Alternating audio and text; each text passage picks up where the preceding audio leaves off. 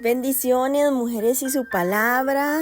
Hoy iniciamos un libro más. Soy Ariani Sojo y yo quiero invitarla a que usted disponga su corazón, disponga su mente, disponga su espíritu, porque hoy el Padre tiene una palabra extraordinaria para nuestra vida. Vamos a orar para que el Señor nos hable a partir de este momento a través de su palabra. Padre Celestial, te damos gracias, Señor, por este día que nos regalas. Gracias porque nos permites poder leer tu palabra. Hoy, Señor, iniciamos el libro de Segunda de Reyes y estamos aquí dispuestas a que tú nos hables, a que tú nos ministres, a que tú nos reveles lo que tienes para nosotras en este tiempo. Disponemos nuestra mente, nuestro corazón y nuestro espíritu para que tú obres en nuestra vida. En el nombre de Jesús, amén y amén. Bueno, hoy iniciamos un nuevo libro, el libro de Segunda de Reyes. No se identifica el autor de este libro en otro lugar. Estaba dirigido a los judíos exiliados y dispersos en Asiria y en Babilonia. ¿Cuándo se escribió? Probablemente antes del regreso a Jerusalén de los judíos exiliados en Babilonia, alrededor del 536 a.C., donde ocurren los eventos del libro de Segunda de Reyes. Ocurren en el reino dividido, Israel al norte y Judá al sur, ambos invadidos y capturados por los asirios y los babilonios respectivamente. ¿De qué trata Segunda de Reyes? Número 1, el registro continuo del fracaso de Israel en guardar el pacto, lo cual lo llevó a la desaparición de la nación. Número 2, trata de la fidelidad de Dios en contraste con la persistente infidelidad de su pueblo. Y número 3, el reino supremo de Yahvé, no solo sobre su pueblo, sino sobre todas las naciones. ¿Por qué nosotras, las mujeres, debemos leer Segunda de Reyes? Bueno, porque al igual que en el periodo de los jueces, cuando Israel experimentó la mayor inestabilidad espiritual y vulnerabilidad política, el cuidado y la valoración de Dios hacia las mujeres se hace evidente, se hace más que evidente. Muchas mujeres nombradas y otras anónimas, quienes influyeron tanto de manera prominente como sutil en la vida de los hombres, ya sea para bien o para mal, jugaron papeles aparentemente secundarios en varias de las historias elegidas por el autor en este libro. Pero las mujeres de Segunda de Reyes van a demostrar que la soberanía de Dios atiende a sus necesidades y que su fidelidad para juzgar el pecado no las excluye. ¿Cómo vamos a leer este libro? Bueno, lo vamos a leer entendiendo que este libro es una narración histórica, o sea que presenta sucesos históricos en forma de relato. En la Biblia hebrea se le considera profético, lo que nos indica que se prioriza la historia espiritual de Israel a la nacional o política, y además Segunda de Reyes originalmente estaba dirigido a los judíos exiliados y dispersos en Asiria y Babilonia, lo que expone su legado de infidelidad hacia Dios, quien fue fiel. Por lo tanto, al nosotras leerlo hoy, lo debemos de tener en mente el propósito espiritual del escritor al registrar todos estos acontecimientos. Así que disponga su corazón porque Dios nos va a hablar muchísimo, así como nos habló en el libro de Primera de Reyes, que fue un libro que nos habló de manera impresionante. Y es que este libro de Segunda de Reyes va a iniciar el relato donde lo deja el libro de Primera de Reyes, debido a que originalmente formaban parte del mismo manuscrito. Ocosías, que era el octavo monarca del reino del norte de Israel, cayó por una ventana y recibió severas consecuencias. Entonces vamos a empezar leyendo. En Primera y Segunda de Reyes fueron considerados originalmente un solo libro, por eso continúa donde Primera de Reyes termina. La que en un tiempo fue una gran nación de Israel ahora está dividida en dos, ya que se olvidaron de Dios. Y vamos a ver cómo el libro comienza con Elías, un profeta de Dios, cuando es llevado a los cielos, y termina cuando el pueblo de Israel y Judá son llevados en cautiverio. En Primera de Reyes fue construido el hermoso templo de Dios, y en Segunda de Reyes es profanado y destruido. En la actualidad, nuestro mundo es muy similar al mundo que va a ser descrito en Segunda de Reyes. Los gobiernos nacionales y locales no buscan a Dios, y los países se ven atormentados por la guerra. Mucha gente sigue a los falsos profetas de la ciencia, del materialismo y de la guerra. Es muy rara la verdadera adoración a Dios en la tierra en este momento. Y en todo este caótico y corrupto mundo podemos volvernos a los ejemplos de David, de Elías, de Eliseo, que estaban dedicados a dar gran honor a Dios y a su ley moral y a promover el avivamiento y el cambio en sus días. Y más importante aún, podemos ver a Jesucristo, nuestro modelo perfecto para que las naciones puedan llevar a cabo la voluntad de Dios. Entonces vamos a ver cómo se necesitan individuos en este momento, que nos levantemos mujeres de Dios, mujeres creyentes de su palabra, a que hagan su obra. Mujer, si tu corazón está realmente comprometido a Dios, Él puede obrar por medio de usted para llevar a cabo la obra a la que Dios te ha llamado. Vamos a comenzar entonces leyendo el primer capítulo del libro de Segunda de Reyes, que tiene como título Muerte de Ocosías. Después de la muerte de Acab se rebeló Moab contra Israel, y Ocosías cayó por la ventana de una sala de la casa que tenía en Samaria, y estando enfermo envió mensajeros y les dijo: id y consultad a Baal-Zebub, dios de Hebrón, si he de sanar de esta mi enfermedad. Entonces el ángel de Jehová habló a Elías Tisbita diciendo: levántate y sube a encontrarte con los mensajeros del rey de Samaria y diles: ¿no hay Dios en Israel que vais a consultar a Baal-Zebub, dios de Hebrón? Por tanto, así ha dicho Jehová: del lecho que estás no te levantarás, sino que ciertamente morirás. Y Elías se fue. Cuando los mensajeros se volvieron al rey y les dijo: ¿por qué os habéis vuelto? Ellos le respondieron: encontramos a un varón que nos dijo: id y volveos al rey que os envió, y decidle: así ha dicho Jehová: ¿no hay Dios en Israel que tú envías a consultar a Baal-Zebub, dios de Hebrón? Por lo tanto, del lecho en que estás no te levantarás, de cierto morirás. Entonces él les dijo: ¿cómo era aquel varón que encontrasteis? Y dijo tales palabras. Y ellos le respondieron: un varón que tenía vestido de pelo y ceñía sus lomos con un cinturón de cuero. Entonces él les dijo: es Elías Tisbita.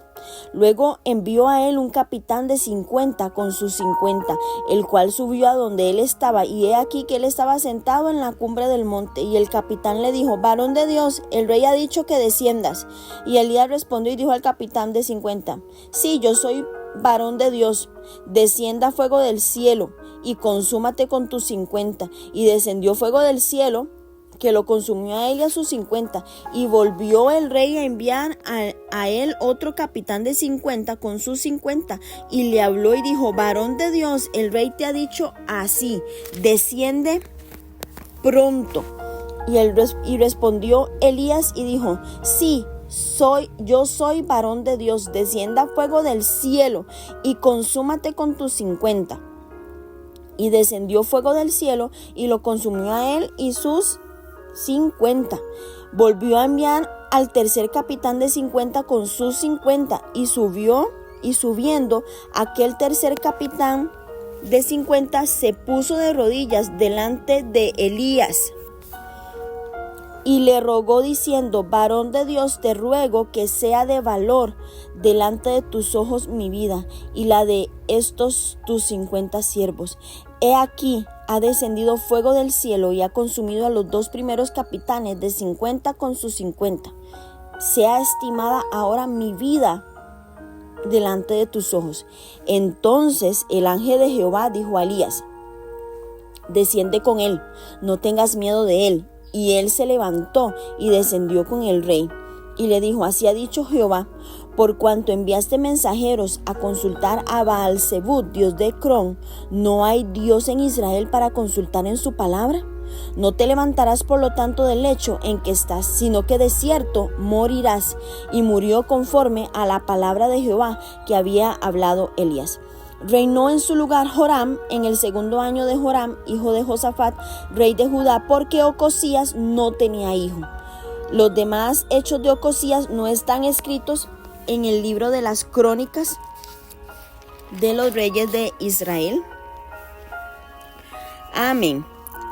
Bueno, cuando murió Acab, rey de Israel, lo sucedió su hijo Ocosías, quien solamente reinó 2 años. Vemos el corto tiempo que reinó este rey. La sala era, en hebreo es Aliyah, A-L-I-Y-A-H, que significa habitación alta. Entonces, la sala era la habitación alta del rey y se ubicaba en el techo del palacio o en un balcón típico de la arquitectura de Siria, es decir, un portal o un pórtico largo con pilares de madera o una escalera adyacente hacia el nivel superior. Ecrón es una de las 5 ciudades principales de los filisteos ubicados en la frontera sudoeste de Judá y había sido conquistada por Israel durante el reinado de David. Por ser hijo de Acab, Ocosías estaba familiarizado con el ministerio profético de Elías. Por lo tanto, la descripción del mensajero de la vestimenta diferente del profeta, entonces ahí supo Ocosías que las noticias que enviaban eran malas. Vemos que se asemeja también mucho a la descripción de Juan el Bautista en Mateo 3 del 1 al 4, en Mateo 8 al 15 también, Mateo 3 del 1 al 4, versículos del 1 al 4 y versículos del 8 al 15, también en Mateo 17, versículos del 11 al 13 y en Lucas 1, 17. Vemos que Baal-zebub no era el mismo Dios que Baal, el dios cananeo adorado por Acab y Jezabel.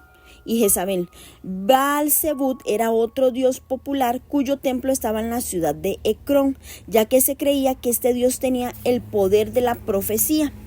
El rey Ocosías envía mensajeros a Ecrón para saber acerca de su futuro y se asociaba a este dios por ser sobrenatural y misterioso.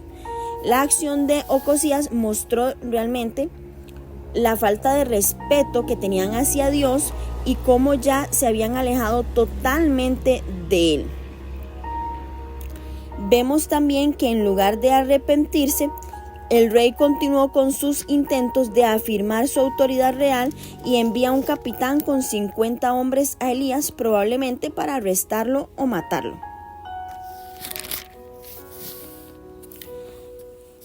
Vemos cómo enviaron a más de 100 hombres. Ya eran 102 que habían muerto debido a que Elías había pedido fuego del cielo y los había consumido. Y vemos cómo ante el tercer capitán, a pesar de que los primeros 2 capitanes llamaron a Elías varón de Dios, no fueron genuinos. Dios no estaba en sus corazones. El tercer capitán también lo llamó varón de Dios, pero humildemente él implora misericordia y su actitud mostró respeto por Dios y su poder. Salvó la vida de sus hombres y una vida efectiva comienza con una actitud correcta hacia Dios. Antes de que vengan palabras religiosas a nuestra boca, tenemos que asegurarnos de que provienen del corazón genuino. Mujeres, dejemos que el respeto, que la humildad, que el servicio caracterice nuestra vida hacia Dios y hacia los demás. Vemos que como Ocosías no tenía hijo que lo sucediera, lo va a suceder Joram, otro hijo de Acab, que asumió el trono de Israel. Atalía, hermana de Joram de Israel, se casó con Joram, rey de Judá. Elías, mencionado por última vez en Primera de Reyes, capítulo 21, aparece ahora para enfrentar a Ocosías con su pecado. Envió de regreso la delegación de Ocosías y se burló de su idolatría. Cuando éste quiso capturarlo, Elías pidió fuego del cielo y milagrosamente destruye a quienes debían aprenderlo. El castigo de Ocosías por su pecado sería que no podría recuperarse de sus heridas y que iba a morir. Vemos que las crónicas de los reyes de Israel y las crónicas de los reyes de Judá eran libros históricos. El autor, inspirado de Segunda de Reyes, seleccionó hechos de estos libros para narrar la historia de Israel y de Judá desde la perspectiva de Dios. Dios dirigió a los pensamientos y el proceso de la selección del escritor para asegurarse de que su verdadera palabra fuera escrita. El conflicto de Elías con la casa de Omri continuaba en Israel a pesar de la victoria en el Monte Carmelo y la muerte de Acab. Ocosías heredó el trono de su padre como rey de Israel y el reino del norte en la ciudad de Samaria y sirvió al dios de Baal como su padre. El juicio divino se manifestó básicamente en dos formas durante los 2 años de su reinado. Primero, Moab se rebeló al morir Acab y evidentemente Ocosías no podía hacer nada debido a su enfermedad. Y segundo, el accidente donde él cae por la ventana, evidentemente en el techo que servía de segundo piso. Entonces vemos cómo viene el castigo y cómo el ángel de Jehová envía al profeta, cuyo nombre quiere decir Jehová es mi Dios, con un mensaje de muerte para Ocosías. El mensaje le recordó que Jehová, el Dios de Israel, tenía poder sobre su vida y que la muerte, aunque el rey por sus actos lo estaban negando, y este desafío de Ocosías, del Dios viviente y de su profeta, se parecía al reto de Acab y Baal en el Monte Carmelo, pero en una escala muchísimo menor. Y vemos cómo se recalca la provocación amenazante por medio de la triple repetición: ¿no hay acaso Dios en Israel? Entonces vemos cómo este capítulo nos narra una confrontación clara y retadora entre Jehová y el nombre de Dios contra Baal y el poder político de Israel. Vemos que el nombre de Dios fue un título, hombre de Dios fue un título utilizado para referirse a grandes profetas como Moisés, Samuel, Elías y Eliseo. Realmente Elías fue un varón comprometido con Dios, era celoso en su demanda de lealtad completa a Jehová y aterrador en sus actos de retribución. Luchaba valientemente por la adoración exclusiva al Señor.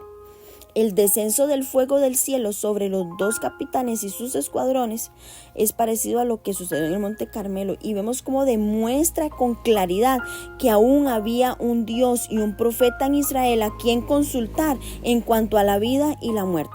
Aún el más alto oficial del país tenía el deber de reconocerlo junto con sus militares. Fue necesaria la muerte de tantos hombres para que el rey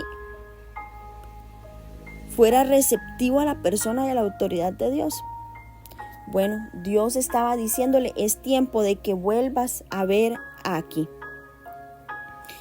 Es tiempo de que vuelvas a ver que aún hay Dios y hay profeta. Y vemos que para poder sobrevivir tenían que humillarse delante del Dios poderoso, como lo hizo este capitán. Debían de hacerlo. El hombre de Dios nunca tembló delante del poder absoluto real y nunca se sujetó a otro que no fuera Dios. Acompañó al capitán ante el rey. Y con toda honestidad le dijo al rey que no se iba a curar, sino que estaba sentenciado a la muerte por rechazar al Dios verdadero. y debemos señalar que la muerte prematura sobrevino al no servir a la fuente única y verdadera de la vida.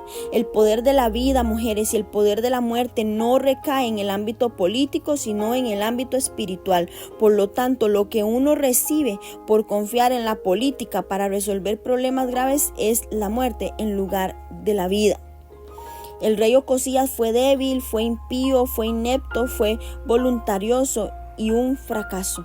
Permitió que se rebelaran los moabitas, se hirió en un percance desafortunado y tonto, pero insistentemente trató de obligar a la sumisión de la voz profética de Elías con la fuerza militar, y aún peor que todo, buscó la sanidad en el altar de un dios pagano. Y la desobediencia del rey a Dios le trajo una cuádruple castigo. Su reinado fue muy corto. Perdió el territorio de Moab, no tuvo heredero para sucederlo en el trono y murió de una muerte trágica y sin honra. Jehová proveyó su palabra a través de su hombre, y Dios normalmente habla, mujeres, por medio de los hombres y no a través de la palabra desencarnada. Pero su hombre llevaba su mensaje como en el día de hoy, de manera que esta narración vemos cómo ensalza la posición del profeta de Jehová y hace ver que siempre el hombre de Dios merece respeto, tanto más que cualquier gobernante, aún el rey mismo. Y que en momentos críticos, tanto personales como nacionales, es necesario consultar al nombre del Dios Todopoderoso y verdadero. Busquemos la voz de Dios, y Dios nos puede hablar a través de personas, pero también tenemos que filtrar de quién estamos escuchando esa palabra. Todo tiene que ir acorde a lo que está escrito en la palabra, porque el hombre de Dios también debe escuchar y obedecer las órdenes de Dios.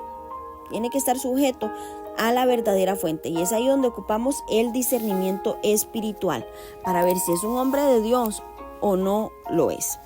Vamos a leer ahora el capítulo 2, donde Eliseo sucede a Elías. Aconteció que cuando quiso Jehová ensalzar a Elías en un torbellino al cielo, Elías venía con Eliseo de Gilgal. Y dijo Elías a Eliseo: quédate ahora aquí, porque Jehová me ha enviado a Betel. Y Eliseo dijo: vive Jehová y vive tu alma, que no te dejaré. Descendieron pues a Betel, y saliendo Eliseo, los hijos de los profetas que estaban en Betel le dijeron: ¿sabes que Jehová te quitará hoy a tu señor de sobre ti? Y le dijo: sí, yo lo sé, callad. Y Elías le volvió a decir: Eliseo, quédate aquí ahora, porque Jehová me ha enviado a Jericó. Y él dijo: vive Jehová y vive tu alma, que no te dejaré. Vinieron pues a Jericó, y se acercaron a Eliseo los hijos de los profetas que estaban en Jericó, y le dijeron: ¿sabes que Jehová te quitará hoy a tu señor de sobre ti? Él respondió: sí, yo lo sé, callad. Y Elías le dijo: te ruego que te quedes aquí, porque Jehová me ha enviado al Jordán. Y él dijo: vive Jehová y vive tu alma, que no te dejaré. Fueron pues ambos, y vinieron 50 varones de los hijos de los profetas, y se pararon delante a los ojos, y ellos dos se pararon junto al Jordán. Y tomando entonces Elías su manto, lo dobló y golpeó las aguas, las cuales se apartaron a uno y al otro, y pasaron ambos por lo seco. Cuando había pasado, Elías le dijo a Eliseo: pide lo que quieras que haga por ti antes que yo sea quitado de ti. Y dijo Eliseo: te ruego que una doble porción de tu espíritu sea sobre mí. Él le dijo: cosa difícil has pedido. Si me viereis cuando fuere quitado de ti, te será hecho así. Mas si no, no. Y aconteció que yendo ellos y hablando, he aquí un carro de fuego con caballos de fuego apartó a los dos. Y Elías subió al cielo en un torbellino. Viéndolo, Eliseo clamaba: Padre mío, carro de Israel y su gente de a caballo. Y nunca más le vio, y tomando sus vestidos, los rompió en dos partes. Y alzó luego el manto de Elías, que se le había caído, y volvió, y se paró a la orilla del Jordán, y tomando el manto de Elías, que se le había caído, golpeó las aguas, y dijo: ¿dónde está Jehová, el Dios de Elías? Y así que hubo golpeado del mismo modo las aguas, se apartaron uno y a otro lado, y pasó Eliseo.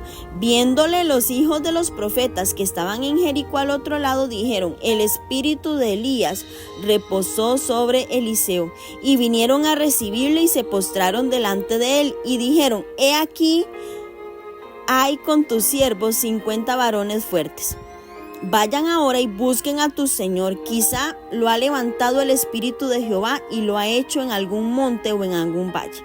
Y él les dijo: no enviéis. Mas ellos le importunaron hasta que, avergonzándose, dijo: enviad. Entonces ellos enviaron 50 hombres, los cuales lo buscaron 3 días, mas no lo hallaron. Y cuando volvieron a Eliseo, que se había quedado en Jericó, les dijo: ¿no os dije que no os fueseis? Y los hombres de la ciudad dijeron a Eliseo: he aquí, el lugar en donde está colocada esta ciudad es bueno. ¿Cómo no, mi señor? ¿Cómo mi señor ve? Mas las aguas son malas y la tierra estéril. Entonces él les dijo: traedme una vasija nueva y poned en ella sal. Y se la trajeron. Y saliendo él a los manantiales de las aguas, echó dentro la sal y dijo: así ha dicho Jehová: yo sané estas aguas y no habrá más en ellas muerte ni enfermedad. Y fueron sanas las aguas hasta hoy, conforme a la palabra que habló Eliseo. Después subió de allí a Betel, y subiendo por el camino salieron unos muchachos de la ciudad y se burlaban de él, diciendo: calvo, sube, calvo, sube.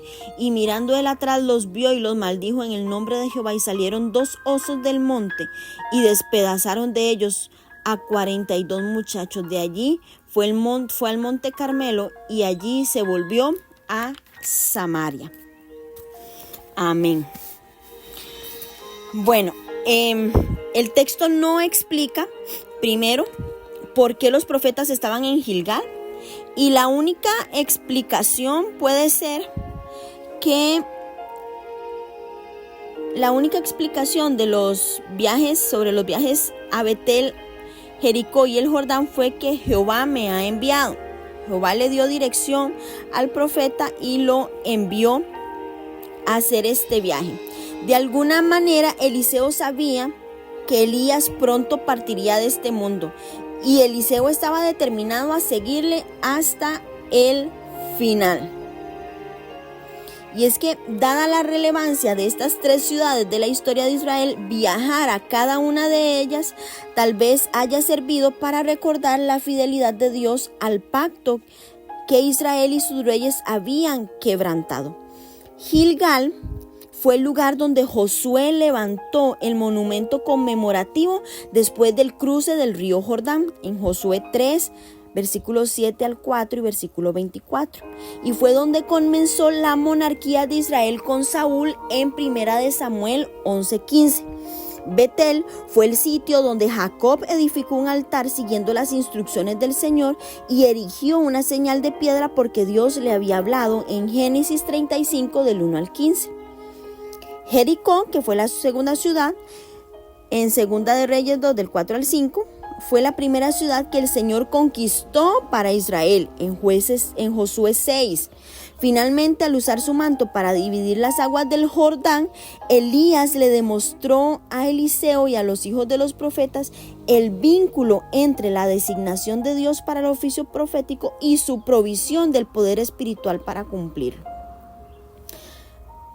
Vemos cómo el Señor estaba marcando un camino profético para Eliseo. Eliseo había decidido seguirle porque a menudo los moribundos impartían bendiciones y no quería perder esa preciosa oportunidad como la que leíamos en Génesis 49. La determinación de Eliseo fue probada en 3 ocasiones. Los hijos de los profetas alude aquí a que estos pertenecían a una orden profética, no que eran descendientes de profetas, sino que recuerden que habían escuelas proféticas en ese tiempo. Los hijos de los profetas formaban parte de algo así como una escuela, que era un conjunto de discípulos reunidos alrededor de un profeta reconocido como lo eran Elías o Eliseo. Estas compañías de profetas estaban localizadas a lo largo de la nación para ayudar a contener la marea de decadencia espiritual y moral que comenzó bajo el gobierno de Jeroboam. Y eso lo leímos en Primera de Reyes. Los estudiantes en Betel fueron testigos oculares de la sucesión del ministerio profético de Elías a Eliseo. Vemos cómo la división del Jordán fue la última señal profética de Elías. El manto de Eliseo es un símbolo de autoridad como profeta. Vemos también que cuando se le ofreció un don de despedida, Eliseo pidió una doble porción del espíritu de Elías. Eliseo aludía a los derechos del primogénito a recibir de la herencia del padre, el doble de lo que correspondiera a cada uno de los demás. En Deuteronomio 21:17 se nos dice eso. Pedía ser reconocido como el heredero legítimo de la posición especial de Elías entre los profetas. Elías es el segundo, al igual que Enoc en Génesis 5:24, que no va a experimentar la muerte. Este enigmático ministerio profético de Elías, vemos que se asemeja mucho a la despedida de Enoc, ¿verdad? Se aproximaba su ida porque ya Jehová le llevaría al cielo en un torbellino. Él sale de Gilgal para Betel con Eliseo, hijo de Safat. Proféticamente, Gilgal es el lugar donde Dios te recibe del pasado y te va a quitar el oprobio, que es el yugo de esclavitud. Eliseo tenía que desafiarse a ir más allá de Gilgal, ir a un nuevo nivel que se encontraba en Betel. Betel era el lugar de los cielos abiertos donde Dios iba a revelar la naturaleza de él. En Betel nosotras descubrimos al Dios Padre, al amigo y su naturaleza. En Jericó es el lugar donde vemos el poder de Dios en el desierto, porque en medio del desierto va a haber fuente de agua, y aquí entendemos el poder también de la alabanza, de la adoración y de la obediencia. En Jericó es el momento de nuestra vida donde creemos que nada bueno puede pasar, pero es ahí donde conocemos el poder de la obediencia. El Jordán es el lugar del llamamiento, es donde Dios tiene un encuentro y es donde tenemos que tomar la decisión de si nos quedamos ahí o tomamos el manto y seguimos al otro lado. Ese fue el viaje que estaba comenzando Eliseo con Elías. Entonces él sale de Gilgal para Betel con Eliseo, hijo de Safat, y cuando éste insistió en acompañarnos, no solamente él sabía que Jehová iba a llevar a su padre, su líder espiritual, sino que también la comunidad de profetas en Betel lo sabía. Después de dar rodeos en la ruta, Elías llegó con Eliseo a Jericó, y cuando éste se rehusó a quedarse atrás, también lo sabían los 50 profetas de Jericó que servían como testigos de la sucesión de Eliseo a Elías. En el Antiguo Testamento existen 11 referencias a los hijos de los profetas. Excepto por la primera, siempre ocurren en relación con Eliseo, probablemente hijo, el designado a un aprendiz en una hermandad en vez de un descendiente de un profeta. De esta manera que se trata de una persona llamada a ser entrenada para ser profeta, como lo fue Eliseo. Una vez más en Jericó, Eliseo se rehusó a quedarse atrás cuando Elías cruzó el río Jordán en seco. Y esto nos recuerda también el éxodo con Moisés y en la entrada en Canaán con Josué. Se prueba la lealtad de Eliseo 3 veces y 3 veces promete y demuestra su compromiso con su padre espiritual. Demuestra tener la misma lealtad de Ruth, y sus 3 pruebas anticiparon las de Simeón, las de Pedro y también el del Hijo del Hombre, en Mateo 4 del 1 al 11. Vemos que su lealtad perseverante, que expresaba con la triple repetición del juramento o promesa poderosa de vive Jehová, indica su determinación inquebrantable de seguir a su maestro hasta el final de su jornada, costara lo que costara. Y esto realmente estaba presagiando un premio especial. Cuando Elías preguntó a Eliseo qué quería, Este sabía, tenía claro lo que él quería. Le dijo que quería una doble porción de su espíritu. La herencia legal del primogénito, la del hijo mayor, esa era la que quería Eliseo. La palabra espíritu ruah, R-U-A-J, se refiere a la energía vital que equipaba a uno con poder, con sabiduría, con valentía, con fuerza, con habilidad. De modo que Eliseo deseaba ser el legítimo sucesor como encargado de los profetas y tener un ministerio que se caracterizaba con el poder de Elías. Elías reconoció que le pedía mucho y que no estaba dentro de su poder concedérselo, pero le dijo que Dios le concedería ese honor si lo alcanzaba al verlo subir al cielo. Efectivamente fue testigo ocular y el ministerio público de Eliseo como profeta de Israel, por haber sido perseverante, duró 50 años. Durante los reinados de Joram, de Jehú y Joacás, tuvo el sello de dos incidentes que ilustran el poder milagroso de Dios: la división del río Jordán y la restauración del suministro de agua a Jericó, ya que las aguas de la ciudad eran malas y la tierra era estéril, que en hebreo es shakol, S-H-A-K o tildada L, que produce o manifiesta infertilidad o despojo, abortivo, que malogra o hace abortar. Así estaban las aguas en Jericó. Y aunque Jericó había sido reconstruida durante el reinado de Acab, la ciudad seguía siendo improductiva y sus aguas evidentemente estaban afectadas por la maldición de Josué en Josué 6:26. Sin embargo, Eliseo utilizó a sus habitantes para generar sanidad y restauración. Y es evidente el contraste entre la contaminación espiritual del culto a Baal y la salud física del agua limpia. El grito de Eliseo: Padre mío, carro de Israel, refleja el carro y el caballo de fuego que acababa de ver y sugiere que Dios, por medio del profeta, fue el arma secreta nacional contra los carros de Asiria. Vemos cómo Elías, representante de fuerzas espirituales invisibles, era de más valor para la defensa del país que todos los armamentos de guerra. Además, está claro que Eliseo completaría la misión de Elías como su sucesor y sería el arma secreta nacional también.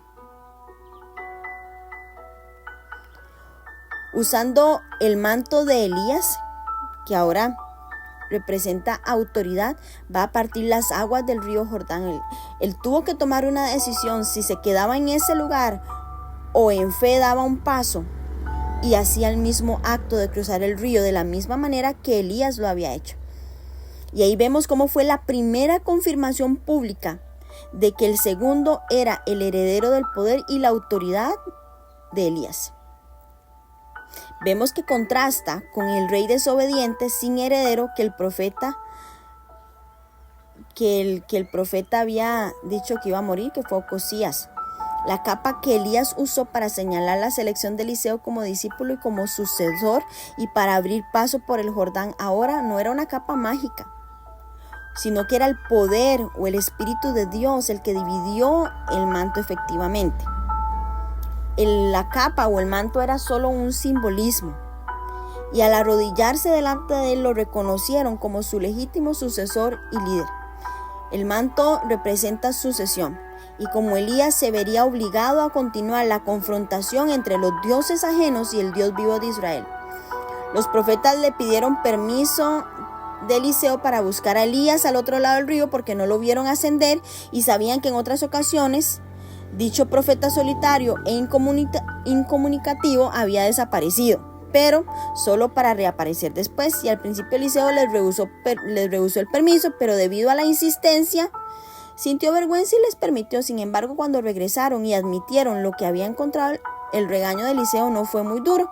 Él le dice: Elías se había ido definitivamente.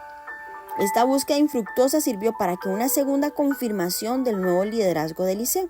Y así se cumple la palabra profética y quedó establecido Eliseo como un padre espiritual de los profetas de Jehová. Este proceso de transformación de Eliseo en líder es muy notable y al principio depende totalmente de las decisiones y acciones de Elías. Vemos cómo se estaba preparando. Era temeroso, era tímido hacia el futuro que estaba por abrirse.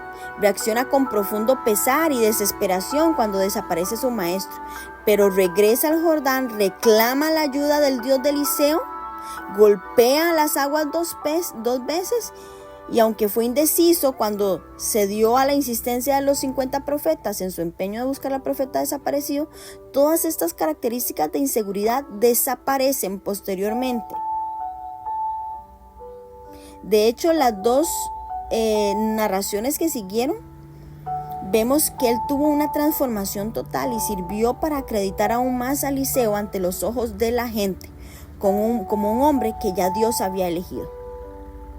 Ahora estaba investido con poder por el Espíritu y era un digno sucesor del intrépido y extraordinario Elías. Ahora, sin lugar a duda, va a comenzar a hacer milagros. Vemos que el primer milagro fue cruzar el río Jordán, que demuestra y confirma 3 veces. Después el milagro con el oso y también el agua. Vemos cómo Dios comienza a usar a este hombre. Eliseo significa Dios es salvación. Era hijo de Safat, del pueblo del Valle del Jordán. Su ministerio se extiende desde el rey de Joram y abarca los reinados de Jehú, Joacás hasta Joás. Eliseo fue llamado en los últimos años del ministerio de Elías y echó su manto encima de Eliseo. Vemos que Eliseo pertenecía a una familia rica. Su partida no fue inmediata, pero sí total y definitiva, al destruir sus instrumentos de trabajo. Él renunció a esa vida y se consagró al ministerio profético. Fue un profeta que realizó muchos milagros. Curó las aguas de la tierra, predijo la victoria de Israel y de Judá contra Moab, multiplicó el aceite de la viuda, resucitó al hijo de la Sunamita, sanó la comida envenenada, multiplicó los panes, realizó la curación de Naamán, en general de Siria, recuperó el hacha perdida. Fue un profeta comprometido con su pueblo y con sus intereses. Dios es tan grande y tan extraordinario. Realmente vemos cómo la gravedad de lo ocurrido en muchos de estos episodios. Vemos cómo aún en medio del llamamiento se levantaron algunos a burlarse del profeta y Dios estaba ahí en medio. ¿Por qué? Porque Dios va a cuidar a sus siervos, Dios va a cuidar siempre a sus mensajeros. Jehová ama a los que deciden consagrarse y los va a cuidar y los va a defender. Dios los va a defender. Y hay que tener mucho cuidado cuando juzgamos a alguien. Vemos cómo se destaca la reverencia. Se destaca el amor de Dios hacia Eliseo. Vamos ahora a leer el capítulo 3, que es el reinado de Joram de Israel. Joram, hijo de Acab, comenzó a reinar en Samaria sobre Israel el año 18 de Josafat, rey de Judá. Y reinó 12 años e hizo lo malo ante los ojos de Jehová. Y aunque no como su padre y su madre, porque quitó las estatuas de Baal que su padre había hecho, pero se entregó a los pecados de Jeroboam, hijo de Nabat, que hizo pecar a Israel y no se apartó de ellos. Versículo 4. Eliseo predice la victoria sobre Moab. Entonces Mesa, rey de Moab, era propietario de ganados y pagaba al rey de Israel 100,000 corderos y 100,000 carneras en sus vellones. Pero muerto Acab, el rey de Moab, se rebeló contra el rey de Israel. Salió entonces de Samaria el rey Joram y pasó revista a todo Israel y fue y envió a decir a Josafat, rey de Judá: el rey de Moab se ha rebelado contra mí. ¿Irás tú conmigo a la guerra contra Moab? Y él le respondió: iré, porque yo soy como tú mi pueblo como tu pueblo y mis caballos como los tuyos. Y dijo, ¿por qué camino iremos? Y él respondió, por el camino del desierto de Edom. Salieron pues el rey de Israel, el rey de Judá, el rey de Edom, y como anduvieron rodeando por el desierto 7 días de camino, les faltó agua para el desierto, para el ejército y a las bestias que los seguían.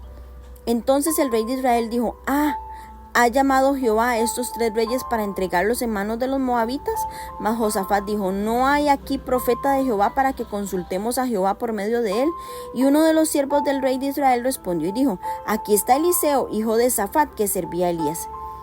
Y Josafat dijo, este tendrá palabra de Jehová. Y descendieron a él el rey de Israel y Josafat y el rey de Edom. Entonces Eliseo dijo al rey de Israel, ¿qué tengo yo contigo? Ve a los profetas de tu padre y a los profetas de tu madre. Y el rey de Israel le respondió, no, porque Jehová ha reunido a estos 3 reyes para entregarlos en manos de los moabitas. Y Eliseo dijo, vive Jehová de los ejércitos, en cuya presencia estoy, que si no tuviese respeto al rostro de Josafat, rey de Judá, no te miraría a ti, ni te viera.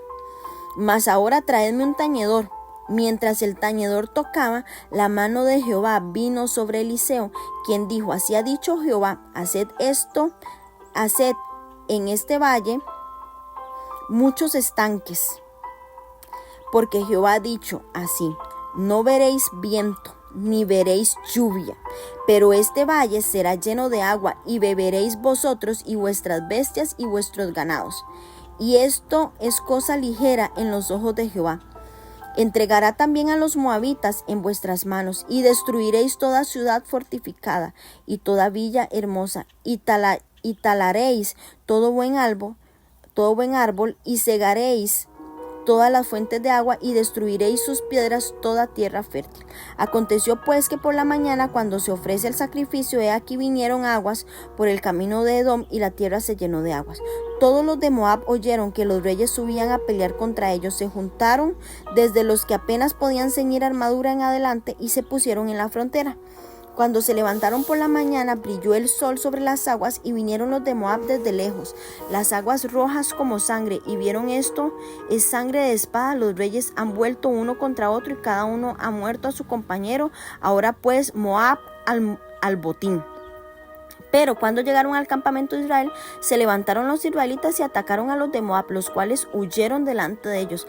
Pero los persiguieron matando a los de Moab, y asolaron las ciudades, y en todas las tierras fértiles echó cada uno su piedra y las llenaron. Cegaron también todas las fuentes de agua y derribaron todos los buenos árboles, hasta que en Kir Hareset solamente dejaron piedras, porque los honderos lo rodearon y la destruyeron. Y cuando el rey de Moab vio que era vencido en la batalla, tomó consigo 700 hombres que manejaban espada para atacar al rey de Edom, mas no pudieron. Entonces arrebató a su primogénito, que había de reinar en su lugar, y lo sacrificó en holocausto sobre el muro. Y hubo gran enojo contra Israel, y se apartaron de él y se volvieron a su tierra.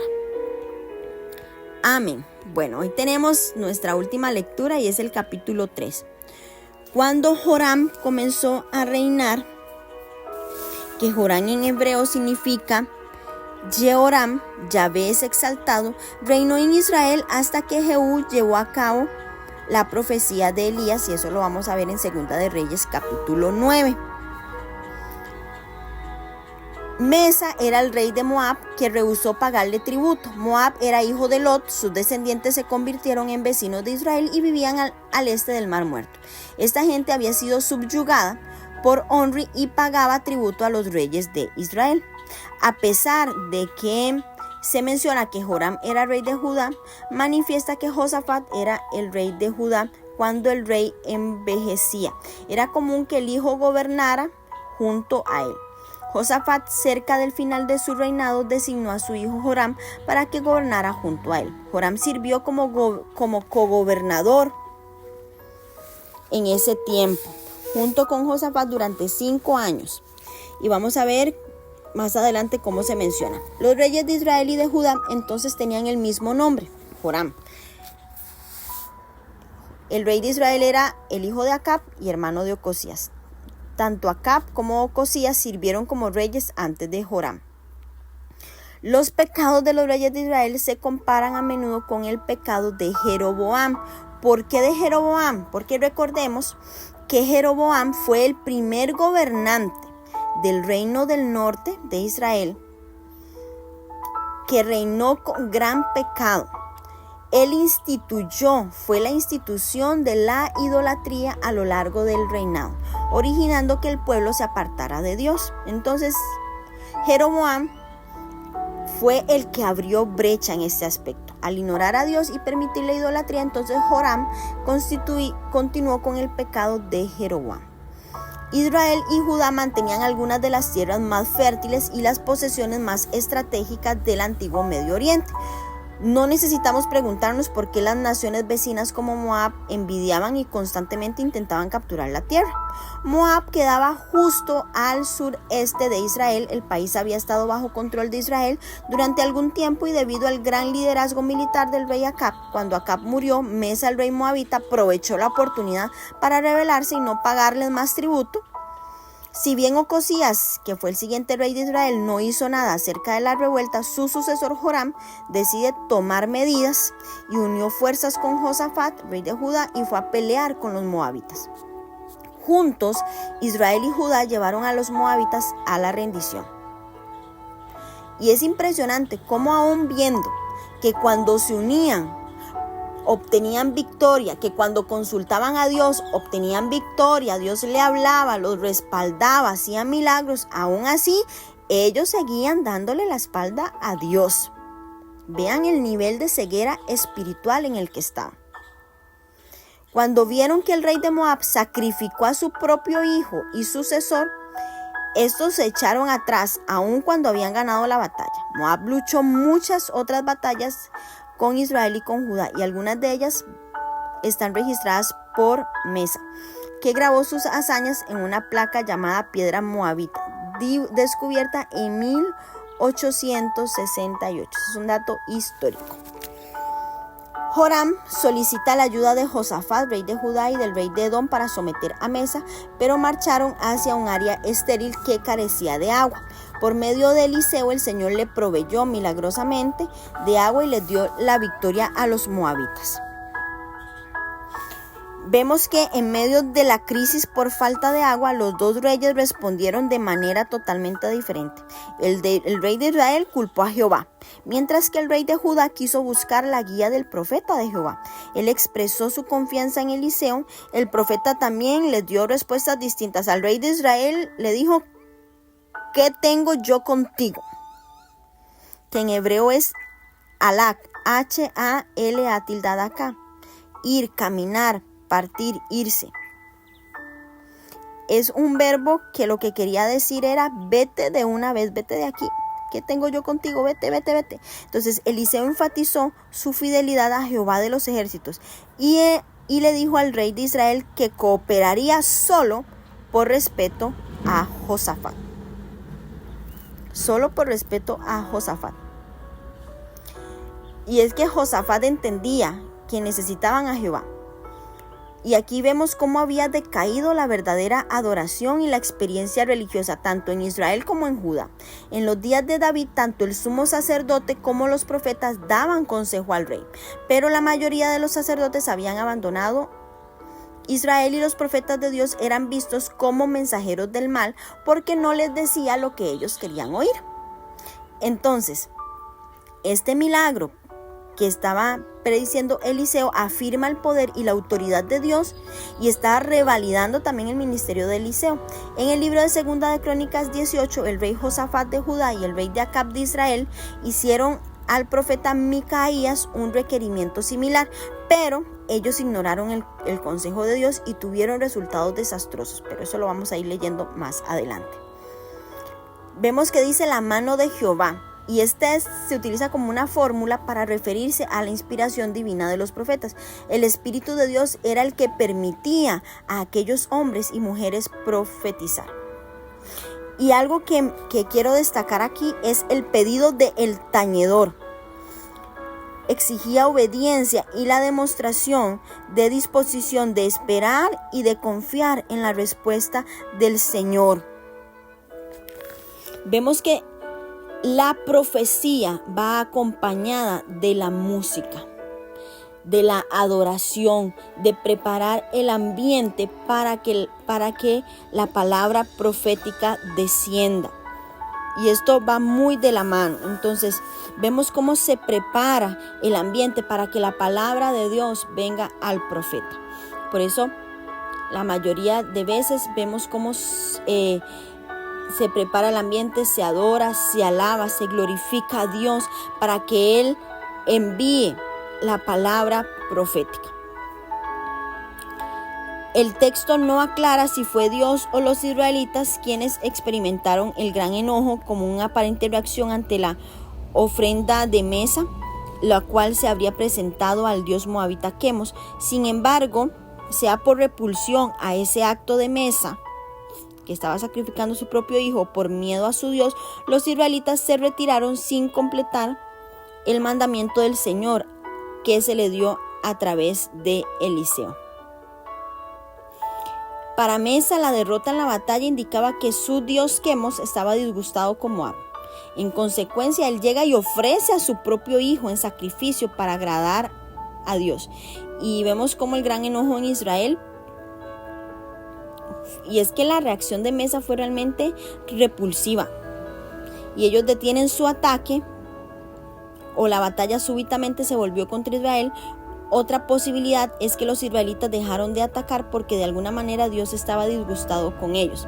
Pero da a entender más bien que no completaron lo que el Señor les había dado a través del profeta, porque al ver lo que había hecho este hombre Mesa, realmente fue algo repulsivo. Entonces los israelitas se retiran sin completar lo que Dios les había pedido. Vemos cómo quiero destacar, la música y lo profético. Y la música era una parte importante en la vida diaria de los judíos. Las bodas, los funerales eran acompañados por la música. También durante la guerra se hacían tocar instrumentos para llamar a la batalla. Y la Biblia nos va a mencionar que la música, además del uso religioso, también fue utilizada como un medio de apartar espíritus malos, como lo vimos con Saúl. El rey Darío, después de que Daniel fuese encerrado en el foso de los leones, se negó a que le trajeran a los músicos para calmar su angustia. Otro uso frecuente de la música en el pueblo hebreo es en la profecía. Samuel dijo a Saúl: encontrarás un grupo de profetas descendiendo del lugar alto, precedientes con liras, panderos, flautas y arpas, y ellos profetizando. Entonces es muy importante la música. La Biblia dice que ante el pedido del profeta de los 3 reyes mandó que trajeran un músico, y cuando el músico comenzó a tocar, el Señor se posicionó de Eliseo y profetizó. Los profetas revestían sus enseñanzas con imágenes y utilizaban los géneros poéticos, que eran canciones de peregrinación e himnos. Y esto es muy importante porque tenemos de tener cuidado qué estamos escuchando. La música que estamos permitiendo que ministre nuestro espíritu, porque a través de lo que escuchamos, eso está ministrando nuestro espíritu. Entonces, ¿qué está entrando a nuestro espíritu para que salga? ¿Será que estamos escuchando las melodías correctas para que venga el Espíritu Santo, se manifieste a través de profecía, a través de palabra? Tenemos que realmente tener muchísimo cuidado con esto. Las bendigo, mujeres de Dios. Espero que el capítulo de hoy sea de edificación y de bendición para ustedes. Espero sus comentarios. Que tengan un día glorioso.